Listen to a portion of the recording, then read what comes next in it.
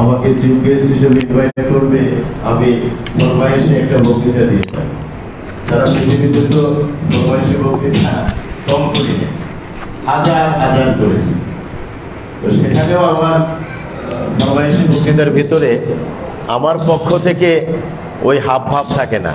আমার ভেতরে কুলুসিয়ত থাকে, আমার ভেতরে আন্তরিকতা থাকে, আমার প্রেমে রসুল প্রেম থাকে, আমার ভেতরে আল্লাহ তাআলাকে পাওয়ার মূল বিষয়গুলো জড়িত থাকে, এবং সেই অবস্থান থেকেই আমি আমার বক্তব্য সকলের সামনে উপস্থাপন করে থাকি।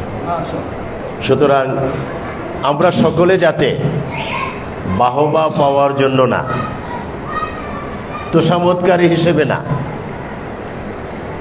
আল্লাহকে পাওয়ার জন্য, আল্লাহর হাবিবকে পাওয়ার জন্য, পীর মুর্শিদ শায়েখ যেটাই বলি তাদের সান্নিধ্যে আসি, সেই তৌফিক যেন আল্লাহ দেন। সকলে বলুন আমিন। আমরা ইবাদতের কথা বলি, আমরা সওয়াবের কথা বলি, আমরা গুনাহ মাফের কথা বলি, বলি না? এই সবগুলো বলার মধ্যে দুই রকমের বিষয় আছে।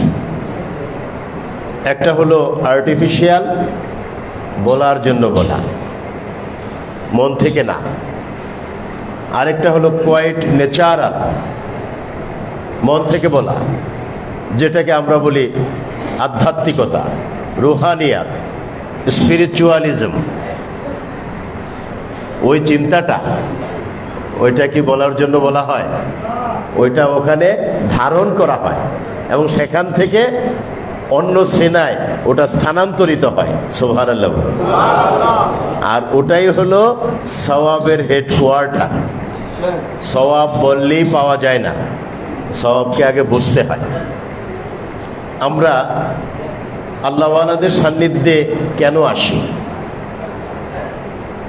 আমি মাঝে মধ্যে ফেসবুকে ছোট ছোট কিছু লেখা দিই, বিশেষ করে যুবক সমাজকে, যুবকদেরকে অ্যাড্রেস করি এবং অনেক সাড়াও পাই। সেই সাড়া মানে আমার পরিচিতি, আমি বাহবা পাইলাম, এটা না। সেই সাড়াটা হলো আমি যে আহ্বান করলাম ওইটার গুরুত্বটা তারা উপলব্ধি করে আমার আহ্বানে তারা সাড়া দেয়, ঐক্যবদ্ধভাবে যাতে ওই নেয়ামতকে সামনে রেখে পথ চলতে পারে। আলহামদুলিল্লাহ। তো আল্লাহওয়ালাদের সান্নিধ্যে কেন আসতে হয়? আমি যেটা বলতেছিলাম, ওলি, বন্ধু, অভিভাবক, আরো অনেক অর্থ আছে, দুইটাই আমরা ধরি। একটা হলো বন্ধু, আরেকটা হলো অভিভাবক। বন্ধু কার? আল্লাহ। সুবহানাল্লাহ বলুন। বন্ধু আল্লাহ, আর অভিভাবক আমাদের। আমরা যারা সাধারণ মানুষ, আম জনতা, আমাদের হলেন অভিভাবক, রুহানি উস্তাদ, আর আল্লাহ তাআলার হলেন তারা বন্ধু। সুবহানাল্লাহ। এই জন্যই বলা হয় এক জমানা সোহবতে বা আউলিয়া, এক জমানা সোহবতে বা আউলিয়া, বেহতের সদ সলতাত বেরিয়া। এক জমানা, একটা মুহূর্ত, টিক। এই যে গড়ি এরকম আওয়াজ দেয়, তাও আমার মতো লম্বা সময় নেয়া না, মদ টদ লাগায়া। আমি যেটা বলছি টিক, ওটা আরো দ্রুত। ঘড়ির যে সেকেন্ডের আওয়াজ, টিক টিক টিক টিক, এই যে টিক, এটা হলো এক জমানা, একটা মুহূর্ত। এক জমানা সোহবতে বা আউলিয়া, ওই রকম মিনিমাম একটা সময়, একটা মুহূর্ত আউলিয়ায়ে কেরামের সোহবতে সান্নিধ্যে থাকা। আউলিয়ায়ে কেরাম হলেন মহান আল্লাহ তাআলার পরীক্ষিত, পরীক্ষায় উত্তীর্ণ সফল বন্ধু। সুবহানাল্লাহ। বেহতের আজ সদ সালেতাত বেরিয়া। বেহতের মানে উত্তম, শ্রেষ্ঠ। সেটা কি? সালেতাত বেরিয়া।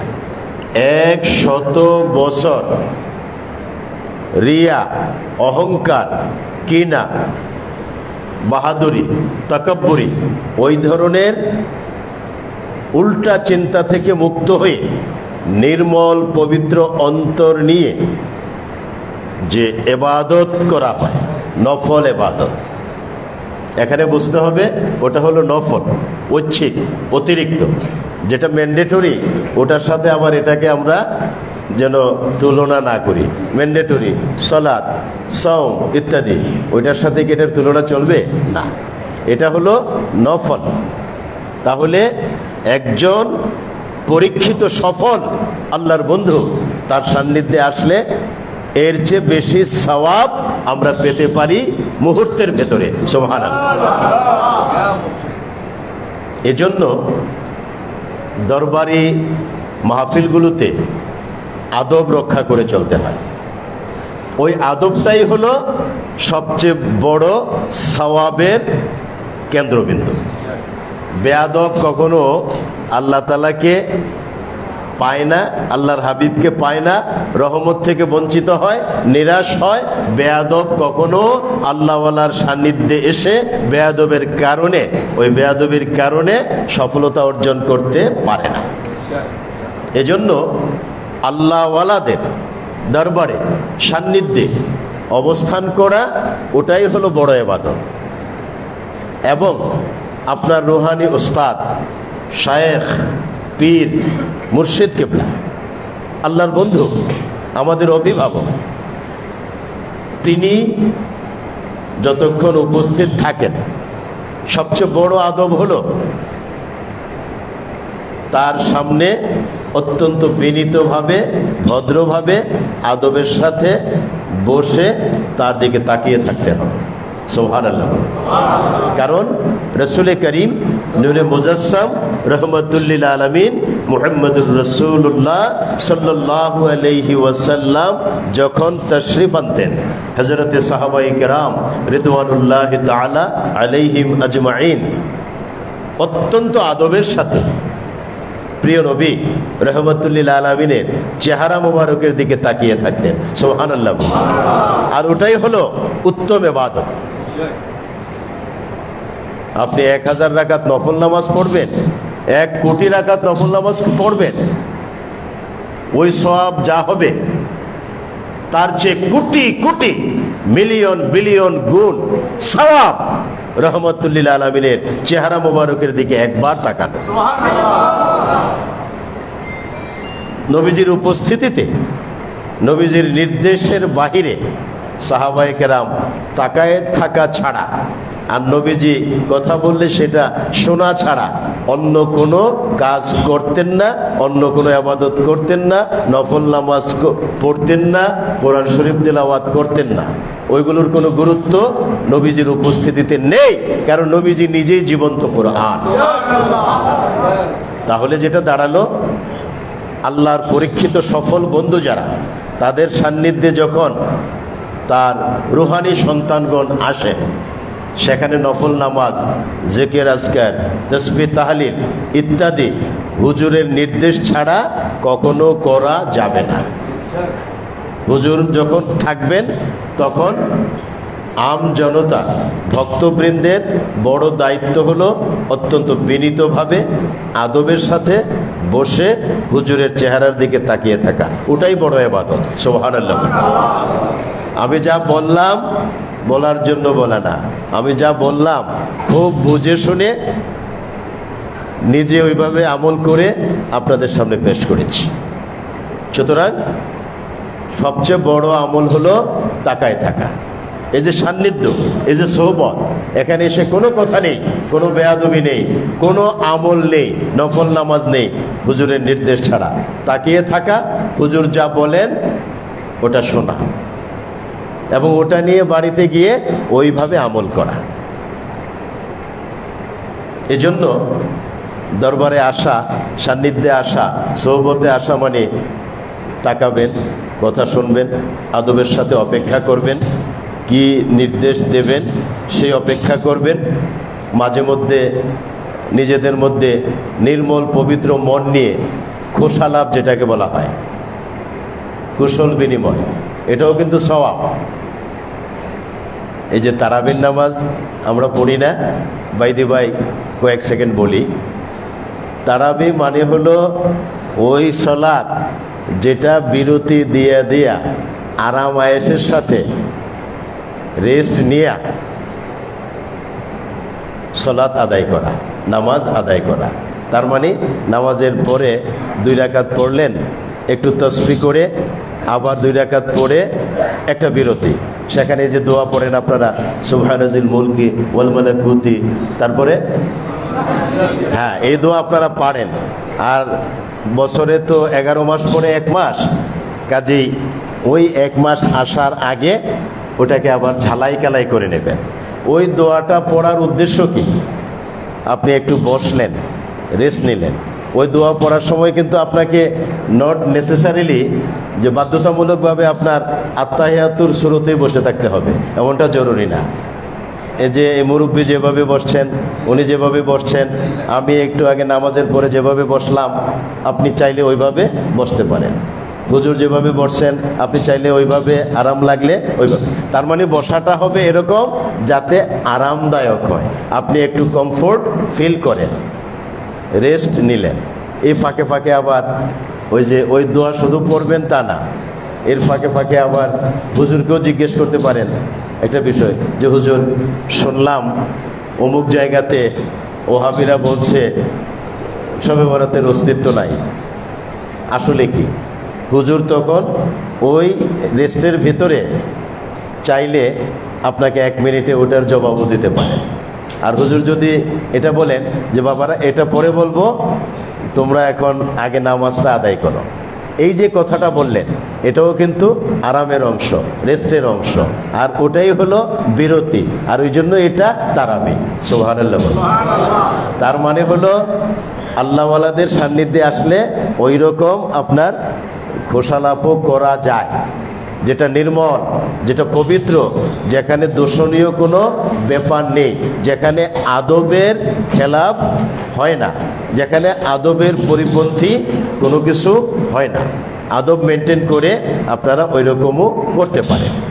তারপরে দোয়া নেওয়া, হুজুরকে বললেন হুজুর আমার জন্য দোয়া করবেন, হুজুর আবার ফু দিয়ে দিলেন, এরকম হয় না? এই ফু নিয়ে ঠাট্টা মশকরা করার আর হালকাভাবে দেখার কোনো সুযোগ নাই, এটা সুন্নাহ দ্বারা প্রমাণিত। সুবহানাল্লাহ বলুন। রাসূলুল্লাহ সাল্লাল্লাহু আলাইহি ওয়াসাল্লামের দরবারে ওইরকম কোন সাহাবী এসে মাঝে মধ্যে বলতেন, ইয়া রাসূলুল্লাহ, ইয়া হাবিবাল্লাহ, আমার পেট ব্যথা এত বেশি, ভালো হয় না, আমার মন বলে আপনি যদি আমাকে 1 গ্লাস পানি পয়ড়া ফু দিয়া দেন, আমি ওই পানিটা পান করলে আমার পেট ব্যথা ভালো হয়ে যাবে। নবীজি তখন ওটাতে ফু দিতেন। ফু কি দিতেন জানেন? সূরাতুল ফাতিহা। এর চেয়ে উত্তম কোনো দোয়া আর হয় না। নবীজি সূরা ফাতিহা পড়ে ফু দিতেন, ওটা পান করার পরে পেট ব্যথা ভালো হয়ে যেত। সুবহানাল্লাহ। শুধু পেট ব্যথা না, এরকম আরো হাজারো বিষয়। কিন্তু মাঝে মধ্যে আবার নবীজি ওটাকে নিরুৎসাহিত করতেন, এই যখন তখন আসো ফু দিমু আর ভালো হয়ে যাব, এত ফু কেবল আমি দেব কেন? তোমরা নিজেরাও কোরআন কারীম শিখো, তেলাওয়াত করো, রপ্ত করো, এর হাকিকত কি, এর ফজিলত কি, এর তাৎপর্য কি, ওটা জানো, তোমরাও ফু দিতে শিখো। তার মানে হলো সান্নিধ্যে থাকার মানে হলো আদব কায়দাগুলো, নিয়ম নীতিগুলো গল্পে গল্পে, আনন্দে আনন্দে ওইভাবে বলা, জানা, মানা, ওটাই বড় আমল। আমি কিন্তু সাদামাটা বেশ কয়েকটা কথা বলছি, এটা আসলে সাদামাটা না, এটাই মূল কথা। আমরা যেটা মনে করি সুরতাল দিয়া গলার আওয়াজটাকে সুমধুর কণ্ঠস্বর, আবার কুকিল কণ্ঠে, আরো কত কিছু, এখন কিছু গান বাদ্য গাইতে পারে আর সুরতাল দিয়ে কিছু বলতে পারে, আরে বাবা এর কোনো তুলনাই হয় না। বিশাল বড় আলেম, কি বিখ্যাত ওয়াজ করলো, যদি জিজ্ঞেস করেন কি ওয়াজ করলো একটু শোনাও, কুমন নাই, কি এটাই হলো একটা পরিপূর্ণ সুন্দর নির্মল পবিত্র পরিবেশ, যে পরিবেশটার কারণে আপনার আমলগুলো আল্লাহ রাব্বুল আলামিনের কাছে অত্যন্ত চমৎকারভাবে কবুল হয়ে যায়। ওই রকমই একটা পরিবেশে আমরা এই লাইলাতুন নিসফি মিন শাবানে এই শুভ মুহূর্তে একত্রিত হয়েছি। এখন আমরা হুজুরের নির্দেশিত পদ্ধতি মোতাবেক আমরা আমল করব, যাতে করে আমরা আল্লাহর বান্দা থেকে নিজেরাও আল্লাহর ওই সফল পরীক্ষিত বন্ধুদের মতো আমরাও যাতে আল্লাহর বন্ধু হিসেবে পরিগণিত হই। আল্লাহ যাতে কবুল করেন, সকলে বলুন আমিন। বান্দা থেকে বন্ধু হতে হলে আল্লাহর বন্ধুর সান্নিধ্যে যেতে হয়। আর এই দরবার ওই দরবার। আর এখানে সবচেয়ে বড় ব্যাপার হলো, আপনার যদি উস্তাদ না থাকে, আপনার ভেতরে অহংকার এত বেশি থাকবে, আপনি অন্য কাউকে গণায় ধরবেন না। আমি কি মিথ্যা বললাম? অহংকার যে পতনের মূল। কেন? আপনার যখন উস্তাদ না থাকবে, অভিভাবক না থাকবে, আপনি তখন নিজেকে খুব বড় মনে করবেন। এই যে অহংকার, আত্মম্বরিতা, এটাই আপনার আমার ধ্বংসের মূল কারণ, পতনের মূল কারণ। এজন্যই অভিভাবক দরকার, এজন্যই উস্তাদ দরকার, রুহানি উস্তাদ। এই আত্মাটা পরিশীলিত করবে। এবং এই উস্তাদ কিন্তু নিজের ফর্মুলা মোতাবেক এই কাজটা করছেন না। উস্তাদ করছেন রহমাতুল্লিল আলামিন মুহাম্মদুর রাসূলুল্লাহ সাল্লাল্লাহু আলাইহি ওয়াসাল্লামের দেওয়া ফর্মুলা মোতাবেক। আর নবীজি পেয়েছেন ওই ফর্মুলা আলাইহিস সালামকে। বাইতুল্লাহ নির্মাণের কথা যখন বললেন, তিনি কাজটি শুরু করলেন। যত বড় হতে লাগলো দেয়াল, ছেলে হযরত ইসমাঈল আলাইহিস সালামের সাহায্য নিলেন। আরো যখন দেয়াল উঁচু হলো, ইসমাঈল পাচ্ছেন না, উনিও ওই গাঁথনি দিতে পারছেন না। আল্লাহ রাব্বুল আলামিন তখন লিফটের ব্যবস্থা করে দিলেন। জানেন তো আপনারা, মাকামে ইব্রাহিমে যেটা আছে বাইতুল্লাহর পাশে, হাজরে আসওয়াদের জাস্ট পূর্ব কর্নারটায়, কোনাকুনি একটু পরে, ইমাম সাহেব সাধারণত যেখানে দাঁড়ান ওইটার পাশে এই অংশ। এই যে মাকামে ইব্রাহিমে, এটা তো একটা পাথর। এই পাথরটাকে লিফট বানাই দিলেন আল্লাহ। ইব্রাহিম ওর মধ্যে দাঁড়াবে। তোমার ছেলে ইসমাইল যখন পাথর তোমার হাতে দেবে, এটা লিফটের মতো উপরে উঠবে। তুমি গাঁথনি দেবে, আবার লিফট নিচে চলে আসবে। ছেলে ইসমাইল তোমার হাতে পাথর দেবে, আবার লিফট তোমাকে ওখানে নিয়ে যাবে, তুমি গাঁথনি দেবে। সুবহানাল্লাহ বলো। বাইতুল্লাহর নির্মাণ কাজ শেষ হলো। তখন ছাদ ছিল না এরকম, বর্তমানে যেরকম আছে। আল্লাহ বললেন, ইব্রাহিম বাইতুল্লাহ তো নির্মাণ করলা, এখন বাইতুল্লাহ আসবে, তাওয়াফ করবে, সালাত আদায় করবে, ইবাদত করবে। এদেরকে আহ্বান করো, দাওয়াত দাও। মানে আজান, আজান মানে হলো আহ্বান, দাওয়াত, ডাকা। ইব্রাহিম আলাইহিস সালাম বললেন, আল্লাহ দাওয়াত কাকে দেব? এটা তো মরুভূমি, কিচ্ছু নাই, মানুষের কোনো খবর নাই, কাকে দাওয়াত দেব? আল্লাহ তাআলা বললেন, ইব্রাহিম আমি তোমার রব আল্লাহ, আমি বলেছি দাওয়াত দাও। দাওয়াত দেওয়ার দায়িত্ব তোমার, মানুষ জোগাড় করার দায়িত্ব আমি আল্লাহ। তিনি দাওয়াত দিলেন, তারপরে দোয়া করলেন, রব্বানা ওয়াবআস ফীহিম রাসূলাম মিনহুম ইয়াতলু আলাইহিম আয়াতিকা ওয়া ইউআল্লিমুহুমুল কিতাব ওয়াল হিকমা ওয়া ইউযাক্কিহিম ইন্নাকা আনতাল আজিজুল হাকিম। সুবহানাল্লাহ। ওই এখানেই এই পরিবেশের কথাটা আছে, এজন্যই আমি কথাটা বললাম। তারপরে রব্বানা ওয়াবআস ফীহিম রাসূলা মিনহুম ইয়াতলু আলাইহিম আয়াতিক, হে আমাদের রব আল্লাহ, ওয়াবআস ফীহিম রাসূলা, এদের জন্য একজন রসুল প্রেরণ করো, মিনহুম, এদের মধ্য থেকে, যিনি ইয়াতলু আলাইহিম আয়াতিকা, যিনি তোমার আয়াতগুলো তেলাওয়াত করে করে তাদেরকে শোনাবেন। এর জন্যই তো লোক দরকার, এই জন্যই তোমাকে আহ্বান করতে বলেছিলাম। ইয়াতলু আলাইহিম আয়াতিকা, 1 নম্বর। 2 নম্বর, ওয়া ইউআল্লিমুহুমুল কিতাব, এবং তিনি ওই রসুল তাদের মধ্য থেকে যাকে তুমি প্রেরণ করবে তিনি কিতাব শিক্ষা দিবেন, মানে আল কোরআনুল কারীম শিখাবেন। এর মানে শুধু তেলাওয়াত না, প্রথমে তেলাওয়াতের কথা বলা হয়েছে, এখানে ওয়া ইউআল্লিমুহুমুল কিতাব, কিতাব শিক্ষা দিবেন মানে হলো কোরআন কারীম যেহেতু complete code of life, philosophy of life, সুতরাং এর ভিতরে কি আছে জীবন ঘনিষ্ঠ তা তো বুঝতে হবে। ওই শিক্ষাটা না পেলে বুঝবে কি করে, আর না বুঝলে জীবনে ওটা বাস্তবায়ন কিভাবে করবে। আর ওই কাজটা করবেন ওই রসুল তাদের মধ্য থেকে তুমি যাকে প্রেরণ করবে। ওই আল্লিমুহুমুল কিতাব ওয়াল হিকমা, 3 নম্বর, আরো শিক্ষা দিবেন হিকমত। সুবহানাল্লাহ বলুন।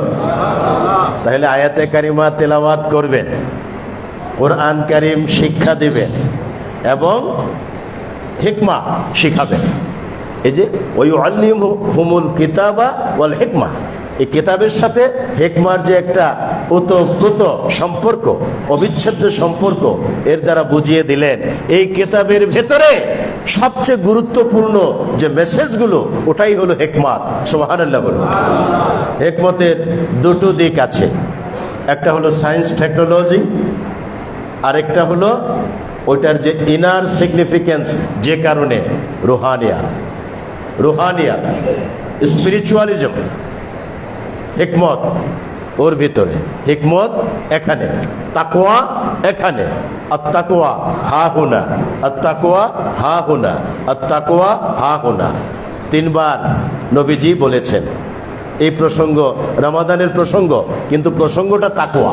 আর তাকওয়া বললে অবশ্যই ওখানে রুহানিয়াত থাকতে হবে, হিকমত থাকতে হবে।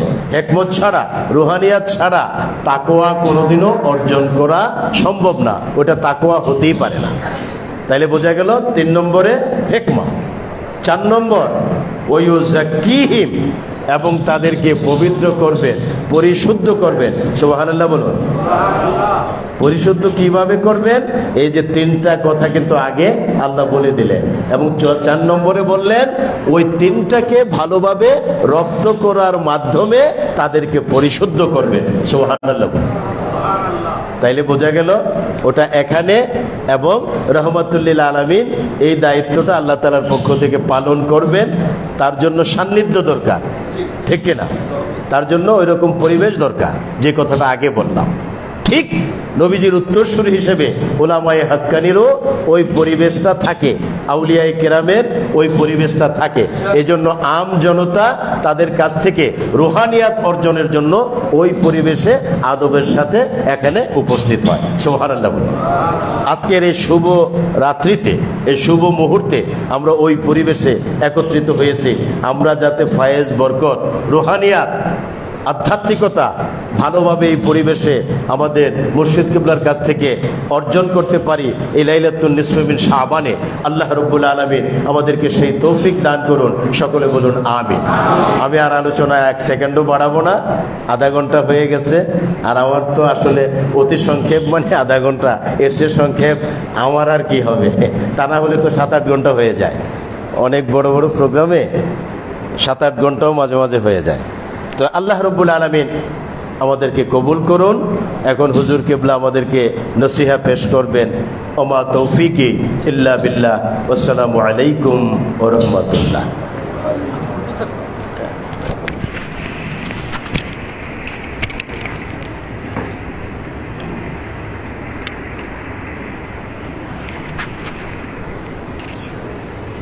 আপনি বসেন স্যার। লাগবে না স্যার, আপনি বসেন, আমি দিচ্ছি।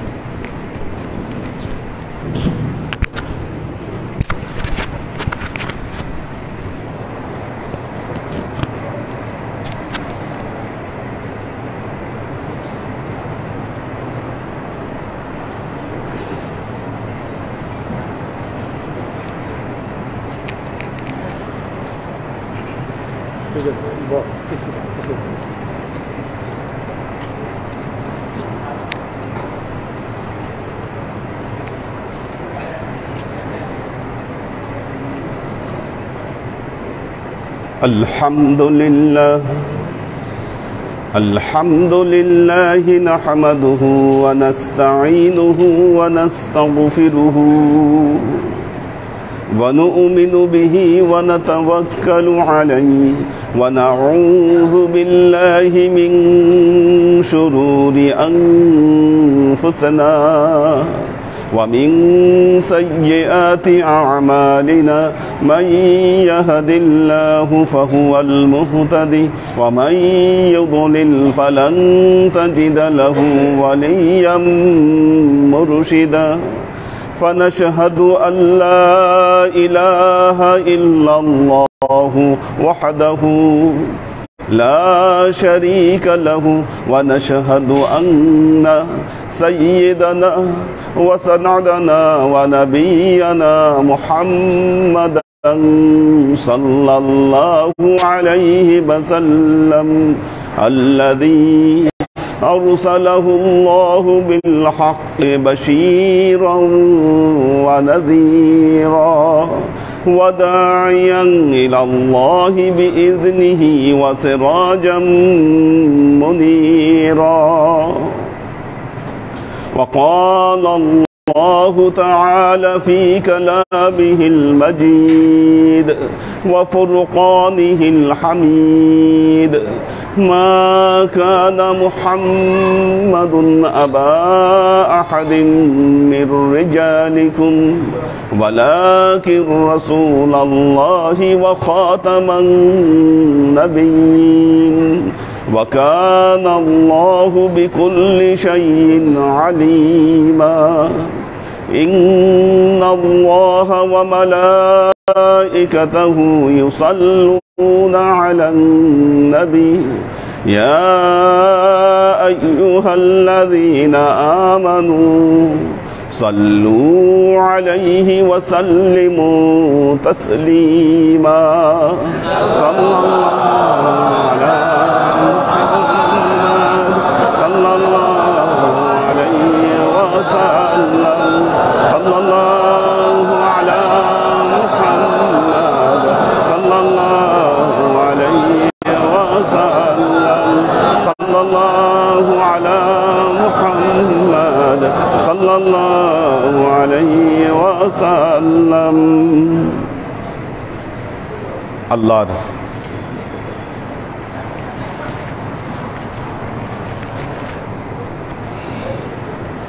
আশিক ও সালেক বৃন্দ, মহাপবিত্র লাইলাতুন নিসফে মিন শাবান তথা মধ্য শাবানের রাত্রি আমাদের কাছে উপস্থিত হয়েছে।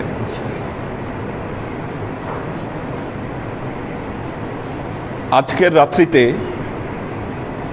আকাশের দরজাগুলোকে সব খুলে দেওয়া হয়েছে।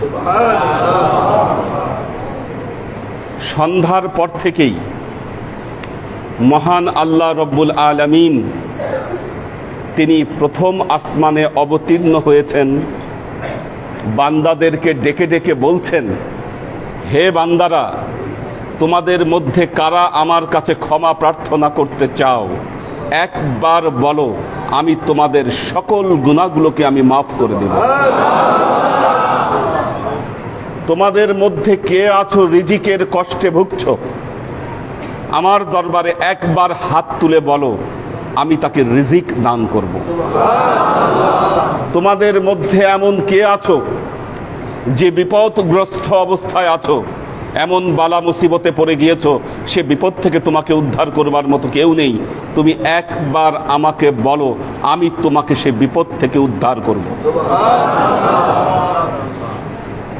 ফজর উদিত হওয়া পর্যন্ত আল্লাহর তরফ থেকে এই ঘোষণা মানুষের জন্য আল্লাহ রব্বুল আলামিন দিয়ে দিয়েছেন। এই রাতকে আল্লাহ তাআলা সাধারণ ক্ষমার রাত হিসাবে ঘোষণা করেছেন। আল্লাহর নবী বলেছেন, বনি কালেব গোত্রের ছাগলের গায়ে যত পশম ছিল, এই পশম পরিমাণ উম্মতকে আল্লাহ এই রাত্রিতে ক্ষমা করে দিবেন। অর্থাৎ একবার আল্লাহর কাছে বান্দার হাত তুলে বলা দরকার, আল্লাহ তুমি আমাকে মাফ করো, আল্লাহ তাআলা তাকে মাফ করবেন। মুষলধারে যখন বৃষ্টি হয় তখন পৃথিবীর পরিবেশ কিরকম হয়ে যায়? কি ঠান্ডা হয়ে যায়, চারিদিকে রিমঝিম আওয়াজে মুখরিত হয়ে ওঠে পরিবেশ। আল্লাহর আশেক ও সালেক বৃন্দ এই মুহূর্তে আল্লাহর রহমতের বৃষ্টিতে পুরো পৃথিবী বর্ষাস্নাত হয়ে যাচ্ছে। আল্লাহর রহমতে সারা পৃথিবী পরিপূর্ণ হয়ে যাচ্ছে। আল্লাহর তরফ থেকে লক্ষ লক্ষ ফেরেশতারা আপনাদেরকে আহ্বান করছে, আপনাদেরকে ঘিরে রয়েছে। তারাও আল্লাহর দরবারে, যারা এই রাত্রিতে আল্লাহর নৈকট্য প্রার্থনা করছে, তারাও আল্লাহর কাছে এই বান্দাদের জন্য সাফাই গাচ্ছে, আল্লাহ তুমি এদেরকে মাফ করে দাও। আল্লাহর আশেক ও সালেক বৃন্দ, প্রশ্ন হলো, এত এই যে কথাগুলো বললাম, প্রতিটা কথা আমার পেয়ারা নবী হযরত মুহাম্মদ মুস্তাফা সাল্লাল্লাহু আলাইহি ওয়াসাল্লামের জবান দ্বারা এই কথাগুলো প্রতিষ্ঠিত। আল্লাহর নবী নিজে বলে গিয়েছেন এই কথাগুলো, এবং কোরআন হাদিসের ভেতরে এই কথাগুলো বিস্তারিতভাবে বর্ণিত হয়েছে। প্রশ্ন হলো, এত রহমত, এত ফজিলত থাকবার কারণেও তবু কেন কিছু মানুষ আজকের রাত্রিতে মসজিদ বন্ধ করে ঘুমিয়ে পড়েছে? কারণ তারা তাদের চোখে এই রহমত দেখতে পাচ্ছে না, তাদের চোখে এই রহমত ধরা দিচ্ছে না। কেন ধরা দিচ্ছে না? দেখুন, আল্লাহ এর জবাব পবিত্র কোরআনে আল্লাহ দিয়ে দিয়েছেন। এই যে আল্লাহর ফেরেশতারা এখানে উপস্থিত হয়েছেন, আল্লাহর দিকে আপনাদেরকে আহ্বান করছেন, আল্লাহ তার আকাশের দরজাগুলোকে খুলে দিয়েছেন, বেহেশত থেকে ফেরেশতারা মানুষকে আহ্বান করছে, আল্লাহর রহমত পৃথিবীতে বর্ষিত করে দিচ্ছে। তারপরও কেন মানুষের চোখে এই রহমত, এই পরিবেশ ধরা পড়ছে না? আল্লাহ তার কালামে পাকে বর্ণনা করেছেন। আল্লাহ বলছেন, কাল্লা লাউ তা'লামুনা ইলমাল ইয়াকিন। কাল্লা, হায় আফসোস, লাউ তা'লামুন, যদি তারা জানতো। কি জানতো? ইলমাল ইয়াকিন, যদি তাদের ভেতরে ইলমে ইয়াকিন যদি তাদের ভেতরে পয়দা হয়ে যেত, তাহলে কি হতো? আল্লাহ এর পরের লাইনে বলছেন, লাতারাউনাল জাহিম। দেখুন, আল্লাহ এখানে দুটো তাকিদ দিয়েছেন। লাতারাউন্না, লামে তাকিদ, নুনে তাকিদ দিয়েছেন। আল্লাহ বলছেন, ইলমে ইয়াকিন যদি থাকতো, অবশ্যই আমি যে জাহান্নামের কথা বলছি, এই জাহান্নাম তারা চোখে দেখতে পাইতো। জাহান্নাম তারা চোখে দেখতে পেত যদি ইলমে ইয়াকিন তাদের ভেতরে থাকতো। কথা শুনছে, ইয়াকিন আসছে না ভেতরে, এই জন্য সে কিছু দেখতে পাচ্ছে না। যদি ইয়াকিনের দৃষ্টিতে আল্লাহর নবীর এই কথাগুলো সে বিশ্বাস করত, আজকের রাতে ফেরেশতা সে দেখতে পাইতো, আল্লাহর রহমত সে দেখতে পাইতো, আকাশ খুলে গেছে, এই মহাসত্য তার কাছে ধরা পড়তো, আল্লাহ তাকে আহ্বান করছে, এই আহ্বান তার হৃদয়ে ধরা পড়তো। পড়ছে না কেন? ইয়াকিনের দৃষ্টিতে সে আল্লাহর নবীর কথাগুলোকে বিশ্বাস করছে না। কাল্লা লাউ তা'লামুনা ইলমাল ইয়াকিন লাতারাউনাল জাহিম সুম্মা লাতারাউন্নাহা আইনাল ইয়াকিন। ইলমে ইয়াকিন আসলে অবশ্যই তার চোখ দিয়ে সে এগুলো সব দৃশ্য তার কাছে ধরা পড়ত। আফসোস যারা আজকের রাতকে পরিত্যাগ করেছে, আল্লাহর আশিক ও সালেক বৃন্দ, সৌভাগ্য তাদের জন্য যারা আল্লাহর এই আহ্বানে সাড়া দিয়েছে। কে করছেন আহ্বান আজকের রাতে? স্বয়ং আল্লাহ তাআলা এই আহ্বান করছেন মানুষকে। তারা সৌভাগ্যবান যারা আল্লাহর এই আহ্বানে সাড়া দিয়েছেন এবং মসজিদে এসেছেন, রাত্রি জাগরণের প্রস্তুতি যারা নিয়েছেন। আল্লাহর আশিক ও সালেক বৃন্দ, আপনারা আরো সৌভাগ্যবান কেন? দেখুন, আল্লাহ সূরা বনী ইসরাইলের ৭১ নম্বর আয়াতে আল্লাহ বলছেন, ইয়াউমা নাদউ কুল্লা উনাসিম বিইমামিহিম ফামান উতিয়া কিতাবাহু বিয়ামিনিহি ফাউলাইকা ইয়াকরাউনা কিতাবাহুম ওয়ালা ইউযলামুনা ফাতিলা। দেখেন, আল্লাহ তার কালামে পাকে বলছেন ইয়াউমা। ইয়াউমা মানে ওই দিন। কোন দিন? কাল কিয়ামতের দিন। নাদউ, আমি আল্লাহ ডাকবো, আমি আল্লাহ কাল কিয়ামতের দিন আমি ডেকে নিব। কুল্লা উনাসিম, কুল্লা উনাসিম, প্রত্যেক মানুষকে, প্রত্যেক বান্দাকে আমি ডেকে নিব। কিভাবে ডাকবো? তাদেরকে সরাসরি আমি ডাকবো না, আমি তাদেরকে ডাকবো বিইমামিহিম, তাদের ইমামের মাধ্যমে আমি আল্লাহ তাদেরকে ডেকে নিব। ইমাম, একজন মুর্শিদের গুরুত্ব আল্লাহ কাল কিয়ামতের ময়দানে পবিত্র কালামে ঘোষণা করেছেন, ইয়াউমা নাদউ কুল্লা উনাসিম বিইমামিহিম, আমি কাল কিয়ামতের ময়দানে সকল মানুষকে তার ইমামের মাধ্যমে ডাকবো। দেখেন, আমল নামা 3 ভাবে দেওয়া হবে, ডান হাতে, বাম হাতে, পেছনে।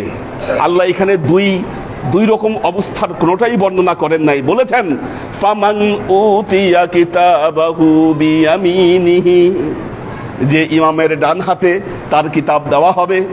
উলাইকা ইয়াকরাউনা কিতাবাহুম, তারা তাদের কিতাব পড়বে এবং কিতাব পড়ে তারা খুশি হয়ে যাবে। তাদের আমলনামা তাদের হাতে আমি দিব, আর এই আমলনামা পড়ে তারা খুশি হয়ে যাবে। ওয়ালা ইউযলামুনা ফাতিলা, আর তাদের উপর কোনো অত্যাচার করা হবে না, তাদের উপর কোনো অন্যায় করা হবে না। আল্লাহর আশিক ও সালেক বৃন্দ, মুর্শিদের সান্নিধ্যে ইবাদত করা আর মুর্শিদের সান্নিধ্য ছাড়া ইবাদত করা, এই দুইয়ের মধ্যে আকাশ পাতাল পার্থক্য রয়েছে। স্যার একটি কথা বলেছেন, মুর্শিদের সান্নিধ্যে এসে তার দিকে তাকিয়ে থাকাটাও ইবাদত। কি? তার দিকে তাকিয়ে থাকা ইবাদত। আমরা কোরআন পড়ি, কোরআনের দিকে তাকিয়ে কি করি? কোরআনের আয়াতগুলো আমরা পড়ি।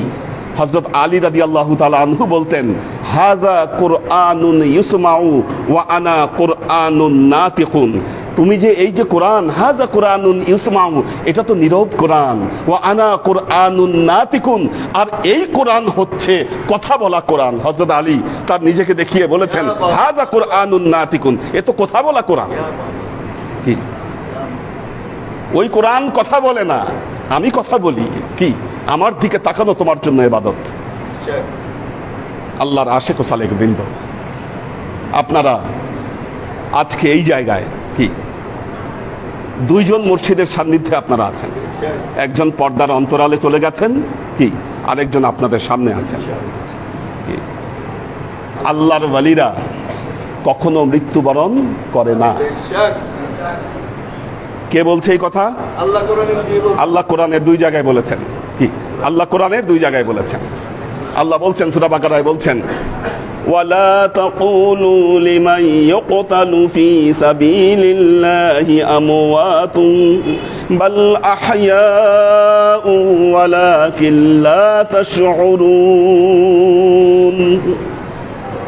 যারা আল্লাহর রাস্তায় নিজেদের জীবনকে বিলিয়ে দিয়েছে তারা যে মৃত, এই কথা তোমরা বলো না, বরং তারা জীবিত আছেন, কিন্তু তোমরা তা বুঝো না। সূরা আলে ইমরানে আল্লাহ আরেকটু পরিষ্কার করে বলেছেন, আরেকটু স্পষ্ট ভাষায় বলছেন, ওয়ালা তাহসাবান্নাল্লাযীনা কুতিলু ফি সাবিলিল্লাহি আমওয়াতান, যারা আল্লাহর রাস্তায় নিজেদের জীবনকে বিলিয়ে দিয়েছে তারা যে মৃত, এই কথা তোমরা চিন্তাও করো না, এই কথা তোমরা ভাবিও না। সূরা বাকারায় বললেন মুখে বলো না। এখন মুখে না বললে অন্তরে হয়তো মানুষের চিন্তা আসতে পারে, সে অন্তরে হয়তো ভাবতে পারে এই লোকটা চলে গেছে, মরে গেছে। যেমন কিছু কিছু জাহেল আজকের জামানায় বলে আল্লাহর নবী নাকি মৃত্যুবরণ করে মাটির সাথে মিশে গেছে। নাউজুবিল্লাহ। কত বড় জাহেল, কত বড় আহাম্মক, কত বড় জালেম হলে তাদের পক্ষে এই ধরনের কথা বলা সম্ভব। আল্লাহ বলেছে এই ধারণা যেন কারো মনের মধ্যে না আসে, ওয়ালা তাহসাবান্না, কেউ যেন এই ধারণা না করে। এরপর আল্লাহ কি বলছেন? বাল আহইয়াউ ওয়া ইনদা রাব্বিহিম ইউরযাকুন, তারা জীবিত আছেন, তারা জীবিত আছেন এবং তাদের প্রভুর পক্ষ থেকে রিজিক প্রাপ্ত হচ্ছেন। আল্লাহ তাদেরকে রিজিক খাওয়াচ্ছেন। কেমন রিজিক খাওয়াচ্ছেন আল্লাহ আরো বর্ণনা করছেন, ফারিহিনা বিমা আতাহুমুল্লাহু মিন ফাদলিহি, আল্লাহ তাকে যে অনুগ্রহ দিয়েছেন, আল্লাহ তাকে যে মর্যাদা দিয়েছেন, এই মর্যাদা পেয়ে সে সন্তুষ্ট চিত্তে অবস্থান করছেন। ওয়ায়াস্তাবশিরুনা বিল্লাযিনা লাম ইয়ালহাকু বিহিম, তাদের অনুসারীদের মধ্যে থেকে এখনো যারা তার কাছে পৌঁছায় নাই তাদের জন্য সুসংবাদ নিয়ে তিনি বসে আছেন। এই সুসংবাদ কি? লা খাউফুন আলাইহিম ওয়ালা হুম ইয়াহজানুন, তোমাদের জন্য কোনো ভয় নাই, তোমাদের জন্য কোনো চিন্তাও নাই। এই সুসংবাদ নিয়ে বসে আছেন আল্লাহর আশিক ও সালেক বৃন্দ। আপনারা দুইজন মুর্শিদের সান্নিধ্যে আজকে লাইলাতুন নিসফে মিন শাবান তথা শবে বরাত পালন করতে যাচ্ছেন। এই রাত হেলায় ফেলায় কাটানোর রাত নয়। অবশ্যই আপনারা ইবাদত বন্দেগীর মাধ্যমে এই রাতকে অতিবাহিত করবেন, এই রাতকে অতিবাহিত করবেন। আমরা সালাতুত তাসবিহ নামাজ একসাথে আদায় করব। সালাতুত তাসবিহটা কি? আল্লাহ তার নবী হযরত তার চাচা হযরত আব্বাস রাদিয়াল্লাহু তাআলা আনহুকে বললেন, আলাম ইয়ামনাহুকা আলাম আতাইতুকা, হে চাচা আমি কি আপনাকে এমন কিছু বলে দিব না, এমন কিছু আমলের তালকিন আমি দিব না যেই আমল করলে আপনার মর্যাদা বৃদ্ধি পাবে, আপনার মর্যাদা আল্লাহ বাড়িয়ে দেবে এই আমল করলে। আল্লাহ নবীর চাচা বললেন, হ্যাঁ ইয়া রাসূলুল্লাহ, আমি তো জানতে চাই এরকম আমল, সেটি কোন আমল? আল্লাহর নবী তখন তাকে এই নামাজ শিক্ষা দিলেন যে হে চাচা আপনি এই নামাজ পড়বেন, পারলে প্রতিদিন পড়বেন, না পারলে প্রতি সপ্তাহে পড়বেন। শুক্রবারের কথা বলেছেন, বিশেষ করে শুক্রবার রাতে, না হলে মাসে একবার পড়বেন, না পারলে বছরে একবার পড়বেন। তাও যদি না পারেন জীবনে একবার হলেও এই নামাজ পড়বেন, পড়লে আল্লাহ আপনার মর্যাদাকে বৃদ্ধি করে দিবেন। একেবারে কম হলেও জীবনে একবার পড়বেন এই নামাজ। মানে এই নামাজ যিনি পড়বেন তার মর্যাদা আল্লাহ অবশ্যই অবশ্যই আল্লাহ তার মর্যাদাকে বৃদ্ধি করে দিবেন।